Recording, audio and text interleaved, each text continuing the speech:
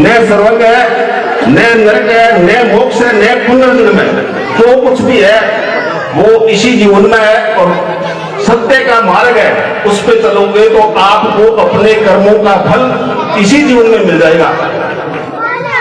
मतलब जो मनोवादी फिलॉसफी थी उसको बाबा साहब ने काट दिया बिल्कुल, कि न तो आत्मा है, न परमात्मा है, न स्वर्ग है, न नरक है, न मोक्ष है, न पुनर्जन्म है।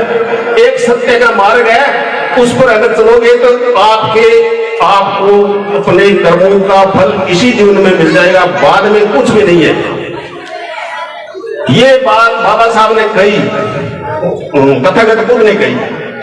लेकिन और उसके बाद में मौर्य साम्राज्य जब आया, 10 राजा मौर्य, पहला चंद्रगुप्त मौर्य थे और बिंदुसार, अशोक महान, सम्राट अशोक महान, वर्ल्ड में उससे बड़ा कोई राजा नहीं हुआ है। वो बौद्ध धर्म के अनुयायी थे। उन्होंने अपना बेटा, जो राजा ही होता है, राजा का बेटा को बौद्ध भिक्षु बना करके विदेशों में भेजा, अपनी लड़की को भेजा, कभी आप इसकी बुद्ध की जो शिक्षा है उनका प्रचार प्रसार करो। बुद्ध ने क्या कहा कि पहले जानो और फिर मानो। कोई भी बात कोई बुक में लिखी है, कोई बड़ा आदमी कह रहा है तो उसको सीधा मत मानो, अपनी तर्क और बुद्धि पर उसकी कसौटी कसो कि ऐसा हो सकता है क्या, प्रैक्टिकल करो। ये बाबा साहब तथागत बुद्ध ने कहा। तो उस बात को विदेशों में भी जब प्रचार प्रसार हुआ तो आज जापान, चाइना, श्रीलंका, उत्तर कोरिया, दक्षिण कोरिया में आज मतलब 40 देशों में बुद्धिस्ट लोग हैं। 25% बुद्ध की आबादी वर्ल्ड में है, अपने नहीं है लेकिन आज वर्ल्ड में 25% बुद्धिस्ट है और वो तथा बुद्ध की बात को मानते हैं। आज वो टेक्नोलॉजी में हमसे आगे। हमारे जो जाति का, धर्म का, मनोवादी साहित्य का जो कचरा है उसकी वजह से हम मतलब जन्म से ही गुलाम की मतलब आपस में ही मैं नीचू आप व्यवस्था बन रही है। तो आज इतनी साइंस आगे है, आज 93% लोग इस देश के मूल निवासी है, वो जाति में, धर्म में बट गए। बाबा साहब ने क्या किया?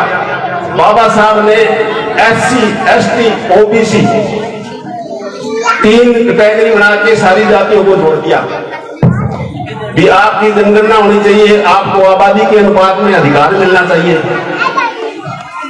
अब SC, ST के MLA MP बनते हैं लेकिन OBC के MLA MP नहीं बनते। कोई सामान्य पे जीत जाए तो अलग बात है, राजनीतिक दल उनके पास है। तो ये पोजीशन है, तो उसमें सब गोलमाल हो चुका है मामला। और पूंजी पर भी अब 1% लोगों के पास 71% धन की संपत्ति, 71% पर 1% लोगों का कब्जा है।